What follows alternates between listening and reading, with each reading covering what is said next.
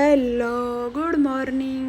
કેમ છો બધા? મજામાં ને? આપણી સવાર આજે મંદિરમાં પડી ગઈ છે, કેમ કે આજે આપણે કેવડા ત્રીજનું વ્રત હતું, એટલે મંદિરે દર્શન કરવા જતા રહે. આજે માટીની શિવલિંગ બનાવવાની હોય અને એની પૂજા કરવાની હોય, અને પછી એની પૂજા કરીને પછી આપણે પહેલાં મંદિરમાં ગયા. મંદિરમાં શિવલિંગમાં પૂજા કરી, મહાદેવ પાસે પ્રાર્થના કરી, ભાઈ મસ્ત રાખજો, તંદુરસ્ત રાખજો અને બધી ઈચ્છા પૂરી કરજો. જો કે મહાદેવ બધી ઈચ્છા પૂરી કરે જ છે, પણ તો પણ થોડું મન લલચાય ને થોડું માંગી લઈએ.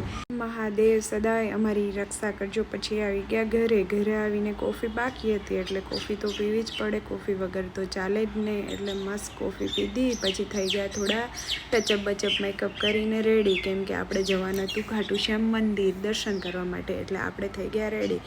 ઘરેથી નીકળીને સીધા મંદિર આવ્યા. મંદિરે જોયું તો 4 વાગે મંદિર ખુલી જાય, પણ ખુલેલું હતું ને, એટલે પૂછ્યું ત્યારે ખબર પડી કે આજે સાફ સફાઈ કરે છે, એટલે મંદિર 6 વાગે ખુલશે. પછી ત્યાંથી આવી ગયા બડા ગણેશ. બડા ગણેશ મસ્ત દર્શન કર્યા ગણપતિ બાપાના. આખું મંદિર મસ્ત શણગારેલું હતું. પછી આવી ગયા ઘરે. ઘરે આવીને પછી ગેટની બહાર ગણપતિ આવી ગયેલા હતા, એટલે ગેટની સોસાયટીમાં લેવા માટે આપણે આવી ગયા. જોઈ લો, બધા જ સોસાયટીના મેમ્બર આવી ગયા છે ગેટની બહાર ગણપતિને વાતે ગાતે સોસાયટીમાં અંદર લઈ જવા માટે. એટલે બધા થઈ ગયા ડીજેના તાલમાં તાલ મિલાવવા માટે, નાચવા માટે રેડી. ભાઈ ચલો થઈ જાઓ રેડી, તો કરો ડીજે ચાલુ ને નાચીએ. એટલા મસ્ત નાચ્યા બધા, એટલા નાચવાની મજા આવે. ડીજેમાં તો કોને નહીં નાચવાની ની મન હોય તો પણ મન થઈ જાય ડીજેમાં નાચવાની, એટલે મસ્ત મજા આવી ગઈ. પછી જો અમારા પુરોહિત સાહેબને સોસાયટીમાં પહેલી વાર ગરબા રમ્યા હો.